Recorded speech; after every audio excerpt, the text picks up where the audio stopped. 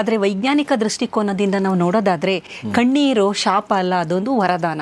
ಅದು ಹೆಣ್ಣು ಅಳ್ಬಹುದು, ಗಂಡು ಮಕ್ಕಳನ್ನು ಅಳ್ಬಹುದು. ಅದಕ್ಕೆ ಗಂಡು ಹೆಣ್ಣು ಅಂತ ನೀವು ಹೇಳಿದ್ವಲ್ಲ, ಅಳುವ ಗಂಡಸನ್ನ ನಗುವೆ ಹೆಂಗಸಂದ್ರೆ ಅವನು ಅಳ್ತಾ ಕೂತ್ರೆ ಮನೆಯವರೆಲ್ಲ ಅವನು ಮನೆ ಹಿರಿಯ, ಅವನೇ ಹತ್ತು ಬಿಟ್ರೆ ಎಲ್ಲ ಎದುರ್ಕೊಂಡ್ಬಿಡ್ತಾರೆ ಅನ್ನೋ ಒಂದು ದೃಷ್ಟಿಯಿಂದ ಧೈರ್ಯ ಕಳ್ಕಬೇಡ ಅನ್ನೋ ದೃಷ್ಟಿಯಿಂದ ಅಳಬಾರ್ದು ಅಂತ ಹೇಳಿದ್ದಾರೆ ಹೊರತು ಭಾವನೆಗಳಿದ್ದಾಗ, ಈಗ ತಂದೆ ತಾಯಿ ತೀರೋಗಿರ್ತಾರೆ, ಗಂಡು ಮಕ್ಕಳು ಅಳಬಾರ್ದಾ? ಅಳಬೇಕು. ಇಲ್ಲ ಅಂತಂದರೆ ಅದನ್ನು ತಡ್ಕೊಳಕ್ಕಾಗೋದಿಲ್ಲ ಅವ್ರಿಗೆ. ಅದೇನಾಗುತ್ತೆ, ನೀವು ಅಳದಿದ್ದ ಪಕ್ಷದಲ್ಲಿ ಏನಾಗುತ್ತೆ ಅಂದರೆ ನಿಮಗೆ ಹೃದಯದ ಮೇಲೆ ಅದು ಹೆಚ್ಚಿನ ಒತ್ತಡ ಬೀಳುತ್ತೆ, ವೈಟಲ್ ಆರ್ಗನ್ಸ್ಗಳಿದ್ದೀರ ದೇಹದಲ್ಲಿ ಅದ್ರ ಮೇಲೆ ಹೆಚ್ಚಿನ ಒತ್ತಡ ಬೀಳುತ್ತೆ. ಅದಕ್ಕೆ ನೋಡಿ ಗಂಡಸರಿಗೆ ಹೃದಯಾಘಾತ ಜಾಸ್ತಿ ಏನಕ್ಕಾಗೋದು ಅಂತಂದರೆ ಕಾರಣ ಭಾವನೆಗಳಿಗೆ ಒಂದು ಔಟ್ಲೆಟ್ ಇಲ್ಲ ಅವರಿಗೆ. ಎಲ್ಲ ಎಮೋಷನ್ಸ್ಗಳು ಏನಿದೆ ಅದೆಲ್ಲ ಹೊರಗಡೆ ಹೋದಾಗ ಹಗುರ ಆಗುತ್ತೆ ಮನಸ್ಸು ದೇಹ ಎಲ್ಲ, ಅದೇ ಅದು ಆಗ್ತಾ ಇಲ್ಲ.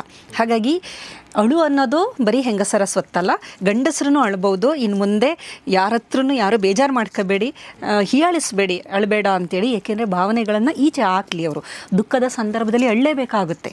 ಏನೋ ಒಂದು ಸಾವಾಗಿದೆ, ನಮಗೆ ಬೇಕಾದವ್ರನ್ನ ಕಳ್ಕೊಂಡಿದ್ದೀರಾ, ರಿಜೆಕ್ಷನ್ನು, ಏನೋ ಅವ್ರನ್ನ ಕೆಲಸದಿಂದ ತೆಗೆದಾಕಿದ್ರು, ಆಗ್ತಾ ಇದೆ ಭಾವನೆಗಳು ಒಳಗಡೆ ಏನೇನೋ ಆಗ್ತಾ ಇದೆ, ಅಳು ಬರ್ತಾ ಇದೆ, ಹತ್ತು ಬಿಡಬೇಕು, ಹತ್ತಿ ಮನಸ್ಸನ್ನು ಹಗುರ ಮಾಡ್ಕೋಬೇಕು.